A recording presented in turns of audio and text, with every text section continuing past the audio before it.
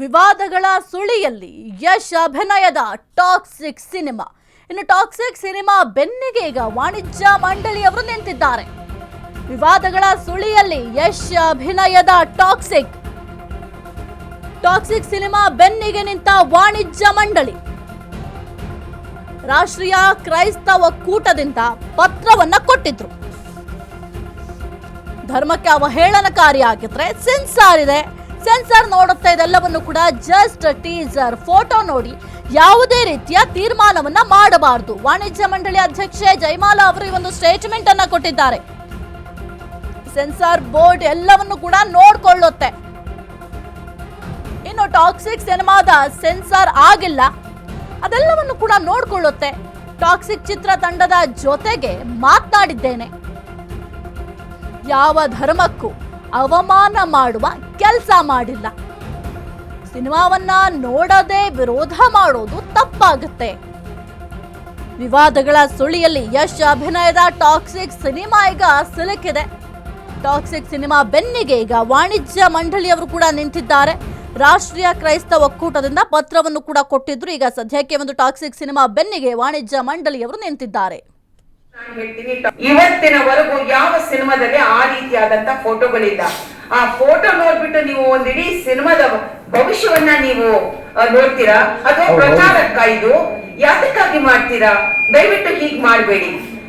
Cinema ನೋಡಿ madam, ನಾವು ಮಾಡ್ತಿರೋದವ್ರಿಗೂ ನಾನು ಇದನ್ನೇ ಈ ಮೂಲಕ ರಿಕ್ವೆಸ್ಟ್, ಒಂದ್ ನಿಮಿಷ ಸರ್, ಎಲ್ಲಾ ಮಹಿಳಾ ಸಂಘಕ್ಕೂ ಅವರೇ ಬಂದಿದ್ರು, ಅವರಿಗೆ ನಾವು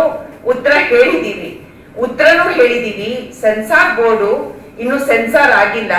ಅವ್ರು ಸೆನ್ಸಾರ್ ಬೋರ್ಡ್ಗೆ ಹೋಗಿ ಕೊಟ್ಟಿದ್ದಾರೆ, ಪತ್ರ ಕೊಟ್ಟಿದ್ದಾರೆ, ಅವ್ರು ನೋಡ್ಕೊತಾರೆ. ಆ ರೀತಿಯಾಗಿ ಒಂದು ಧರ್ಮವನ್ನ ಅವಹೇಳನ ಮಾಡೋದು ಅಥವಾ ಅವ್ರಿಗೇನಾದ್ರು ತೊಂದರೆ ಆಗುತ್ತೆ ಅಂದ್ರೆ ಖಂಡಿತವಾಗ್ಲೂ ಸೆನ್ಸಾರ್ ಬೋರ್ಡ್ ಅವರು ಕ್ರಮ ವಹಿಸ್ತಾರೆ. ನೀವು ಅದ್ಯಾವುದೂ ಇಲ್ಲ ಅಂದಾಗ, ಸಿನಿಮಾ ಬಿಡುಗಡೆ ಆಗುತ್ತೆ ಎನ್ನುವಾಗ ನೀವು ಈ ರೀತಿಯಾಗಿ ಮಾತಾಡಿದ್ರೆ ಅದು ತಪ್ಪು ಗ್ರಹಿಕೆ ಆಗುತ್ತೆ.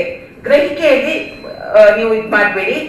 ಖಂಡಿತವಾಗ್ಲೂ ನಾನು ಹೇಳ್ತೀನಿ, ಟಾಕ್ಸಿಕ್ ಅಲ್ಲಿ ಒಂದು ಧರ್ಮದ ಕುರಿತಂತೆ ಅವಹೇಳನ ಮಾಡುವಂತದ್ದಿದ್ರೆ ನಾವು ನಿಮ್ ಜೊತೆ ಸೇರ್ತೀವಿ, ಡೋಂಟ್ ವರಿ. ಆದ್ರೆ ಹಾಗೆ ಇರೋದಿಲ್ಲ, ಖಂಡಿತ ಇರೋದಿಲ್ಲ. ಯಾಕೆಂದ್ರೆ ವಿಚಾರವಂತರು ಯಶ್ ನಿರ್ಮಾಪಕರು ಅವರು ಅಷ್ಟು ಕೋಟಿ ದುಡ್ಡು ಹಾಕಿದಾಗ ಅವ್ರು ಯಾವತ್ತೂ ಅಂತ ಕೆಲಸ ಮಾಡೋದಿಲ್ಲ. ಇವತ್ತಿನವರೆಗೂ ಯಾವ ಸಿನಿಮಾದಲ್ಲಿ ಆ ರೀತಿಯಾದಂತ ಫೋಟೋಗಳಿಲ್ಲ. ಆ ಫೋಟೋ ನೋಡ್ಬಿಟ್ಟು ನೀವು ಒಂದಿಡೀ ಸಿನಿಮಾದ ಭವಿಷ್ಯವನ್ನ ನೀವು ನೋಡ್ತೀರಾ? ಅದು ಪ್ರಚಾರಕ್ಕ? ಇದು ಯಾತಕ್ಕಾಗಿ ಮಾಡ್ತೀರಾ? ದಯವಿಟ್ಟು ಹೀಗ್ ಮಾಡಬೇಡಿ.